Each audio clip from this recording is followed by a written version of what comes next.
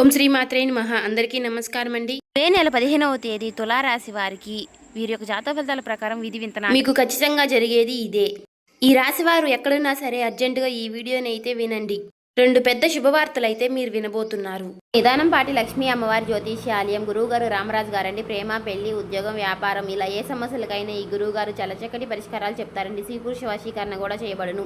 ఈ గురువుగారి phone number వచ్చేసి 9963017014 అండి. చెప్పినట్టుగా జరుగుతుంది. 24 గంటల్లోనే మనకి ఫలితాలు అనేవి లభిస్తాయి. ఈ గురువుగారు చాలా నమ్మకదగమైన గురువుగారండి. ఎక్కడున్నా సరే ఈ గురువుగారిని మీరు ఫోన్ కాల్ ద్వారా సంప్రదించవచ్చు. అన్ని విషయాలు కూడా ఫోన్లోనే చెప్తారు. చాలా నమ్మకదగమైన గురువుగారండి.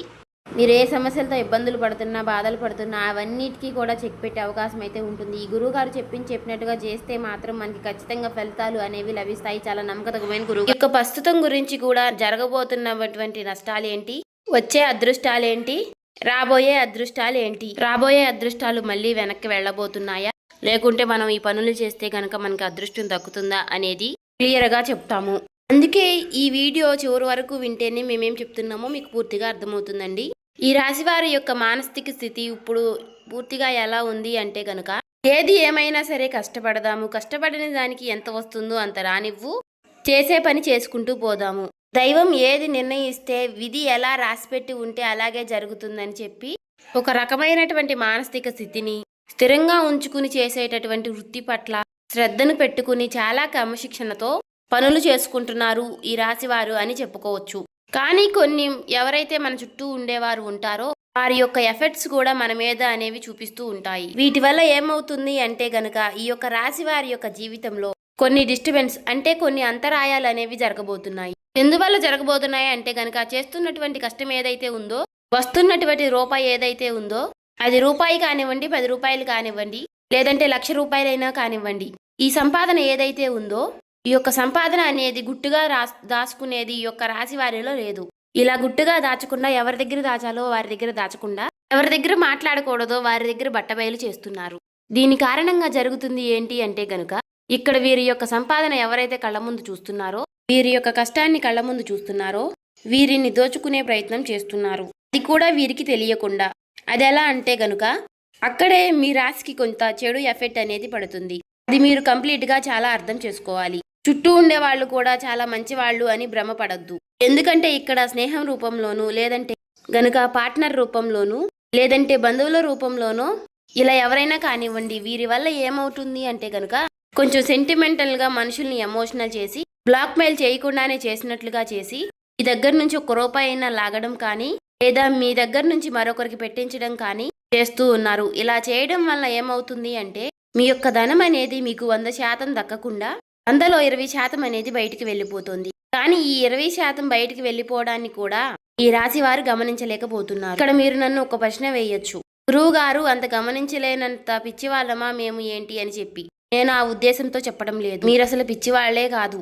ఈ రాశి వారు చాలా తెలివైన వారు, డబ్బు మీద చాలా మంచి మనస్తత్వం కలిగిన వారు, చాలా మంచి మనసుతో కష్టపడే మనస్తత్వం కలిగిన వారు, ప్రతి రూపాయి కూడా దాచిపెట్టుకునే రకంగా కలిగిన వారు. కానీ ఇక్కడ మనకి ఏదైతే లక్ష్మీదేవి మన దగ్గరికి వస్తున్నప్పుడు దాన్ని మనం భద్రంగా గుప్పెట్లో దాచిపెట్టుకోవాలి. గుప్పెడు విప్పి 10 మందికి చూపిస్తే గనుక నరదిష్టి అనేది ఒకటి ఉంటుంది. ఈ నరదిష్టి అనేది మనల్ని కాలుస్తుంది. అది మనకి ఒక తెలియకుండానే మనల్ని నాశనం చేస్తుంది. తీరా పూర్తిగా చేజారిపోయినాక అయ్యో అని ఆకులు పట్టుకుంటే ఏమీ ఉపయోగం ఉండదు. కాబట్టి చుట్టూ ఉండేవారిని మాత్రం తేలికగా నమ్మవద్దు.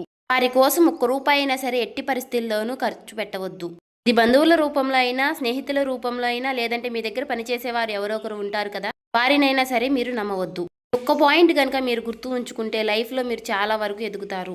ఇది మొదటి విషయం. ఇక రెండో విషయం ఏమిటి అంటే గనుక, రాశి వారికి ఉన్నటువంటి చాలా మైనస్ పాయింట్ ఏమిటి అంటే అతి కోపం. ఈ యొక్క అతి కోపం వలన చాలా మంది శత్రువులు వీరికి జీవితంలో ఉంటున్నారు. వీరికి కోపం వచ్చినప్పుడు ఏంటి అంటే ఆ కోపాన్ని కంట్రోల్ చేసుకోవడం లేక, మనం ఎక్కడున్నాము, మన చుట్టూ ఎవరున్నారు, మనకంటే పెద్దవాళ్ళు ఉన్నారా, లేక మనకంటే చిన్నవాళ్ళు ఉన్నారా, మనం ఇప్పుడు ఏ సిచ్యువేషన్లో ఏ మాట మాట్లాడాలి అనేది కూడా గ్రహించకుండా కోపం అనేది బయటికి వ్యక్తపరిచేసి ఎదుటివారి మీద చాలా కోపంగా పెద్దగా అరుస్తూ ఉంటారు.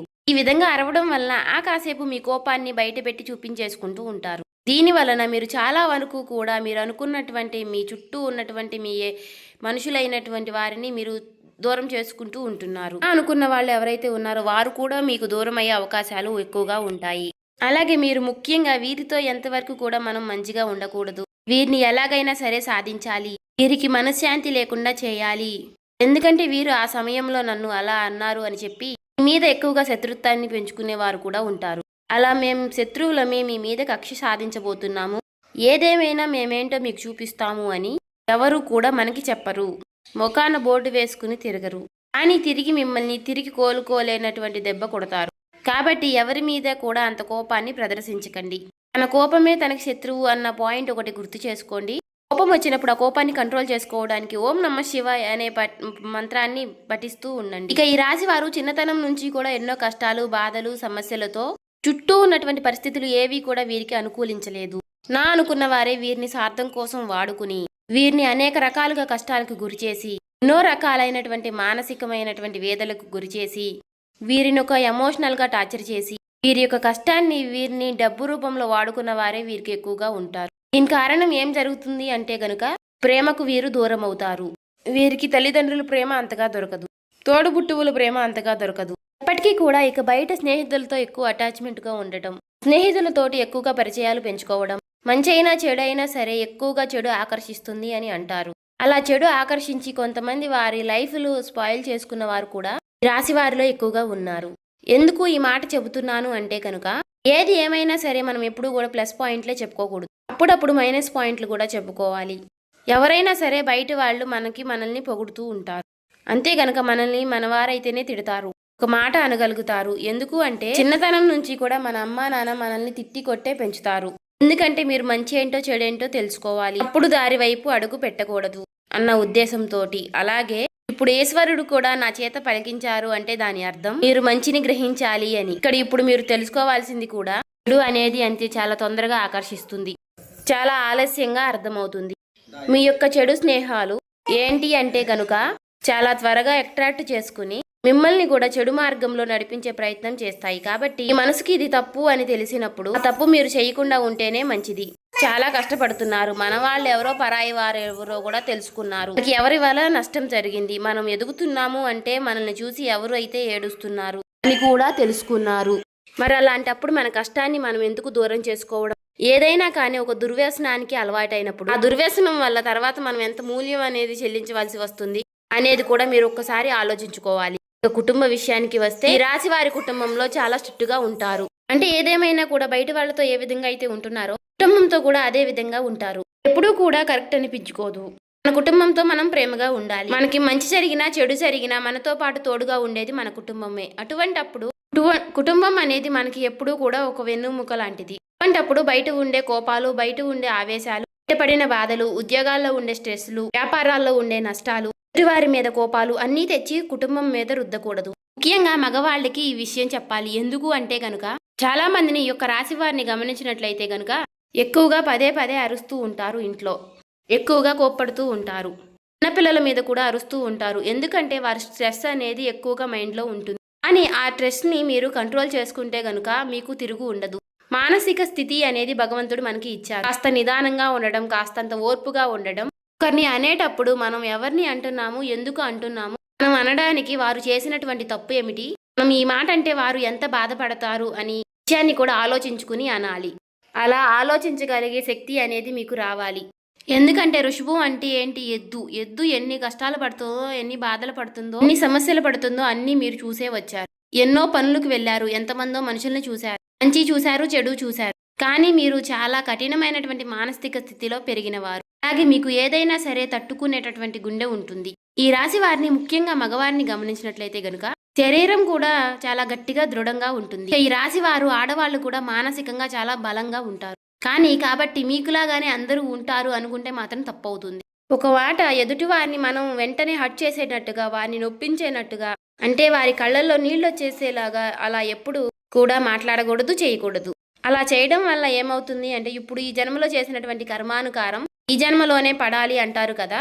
కర్మ ఫలితం అనేది ఈ జన్మలోనే అనుభవించే విధంగా ఉంటుంది. కాబట్టి ఎదుటి వారిని ఎప్పుడూ కూడా మానసికంగా కానీ శారీరకంగా కానీ నొప్పించకండి. ఈ విషయాన్ని అయితే తెలుసుకోండి. ఇక ఈ రాశి వారిని ఎందుకు అర్జెంటుగా ఈ వీడియో చూడమన్నా, అసలు 2 పెద్ద శుభవార్తలు ఏమిటి అనే విషయం, రేపటి రోజున మీకు వచ్చేటటువంటి మొట్టమొదటి శుభవార్త ఏమిటి అంటే వీరి యొక్క లైఫ్ పార్ట్నర్ వల్ల మీకు పెద్ద లాభం చేకూరుతుంది. మొదటి నుంచి కూడా మీకు మేము చెబుతున్న వార్తే. ఈ రాశి వారికి వీడియోస్ కనుక ముందు నుంచి మీరు చూస్తున్నట్లయితే ఈ రాశి వారికి లైఫ్ పార్ట్నర్ వల్ల చాలా అదృష్టం అనేది పడుతుంది. ముఖ్యంగా ఈ రాశి వారి యొక్క లైఫ్ పార్ట్నర్లు చాలా కష్టజీవులు, చాలా శ్రమజీవులు. వీరు ఎంత కష్టపడతారో వీరి యొక్క ప్రతి కష్టాన్ని వారు అర్థం చేసుకునే విధంగా ఉంటారు. అలాగే ఇందాక నేను చెప్పినట్లుగా వీరి గుండె చాలా బలమైనది, గట్టిది అని చెప్పి మనసు కూడా చాలా కష్టాలను ఎదుర్కొని నిలిచింది. అలా ఉంది కాబట్టి ఈ రాశి వారికి చాలా మొరటి స్వభావం ఉంటుంది. కానీ అవతలి వారిది చాలా సున్నితమైనటువంటి మనస్తత్వం. వీరిద్దరూ కూడా అప్పుడప్పుడు కాకుండా చాలా తరచుగా, అంటే భార్యాభర్తలు ఎక్కువగా గొడవలు పడుతూ ఉంటారు. అలాగే ఈ యొక్క రాశి వారికి వీరు చేసేటటువంటి పనుల వల్ల కానివ్వండి, లేదా మీ యొక్క లైఫ్ పార్ట్నర్ వల్ల పుట్టినింటి వైపు నుంచి కానివ్వండి, ఏదేమైనా సరే వీరికి లాభం అనేది వస్తుంది. ఇది మాత్రం 100% లాభం. సమాజంలో గౌరవం అనేది పెరుగుతుంది. డబ్బు పరంగా కూడా చాలా వరకు లాభాలు అనేవి కలిసి వస్తాయి. ఇది 100% జరుగుతుంది, రాసి పెట్టుకోండి. ఈ మొదటి శుభవార్త. ఇక రెండో శుభవార్త ఏమిటి అంటే గనుక, రాశి వారికి చేస్తున్నటువంటి వృత్తి ఏదైతే ఉందో ఆ వృత్తి నందు గతంలో చేసినటువంటి చాలా మోసాలను అధిగమించి ఆ మోసం ఏ విధంగా జరిగిందో తెలుసుకొని వాళ్ళకి కాస్తంత దూరంగా ఉండడం వలన ప్రతి రూపాయి మీద జాగ్రత్త అనేది తెలుసుకోగలిగితే మీరు చేసే పని నందు చాలా వరకు కూడా ధనం లాభవుతుంది అని చెప్పుకోవచ్చు. అంటే వీరికి ఇప్పుడు లక్ష్మీ కటాక్షం అనేది పుష్కలంగా ఉంది. ధన ద్వారాలు తెరుచుకోబోతున్నాయి. అన్ని గ్రహాలన్నీ కూడా ఏవైతే ధనం రావడానికి చేసేటటువంటి గ్రహాలన్నీ కూడా అనుకూలమైనటువంటి స్థితిలో ఉండటం వలన ధన ప్రవాహం అనేది మీకు అధికంగా ఉంటుంది. కానీ ఇక్కడ మీకు జాగ్రత్త అనేది ముఖ్యం.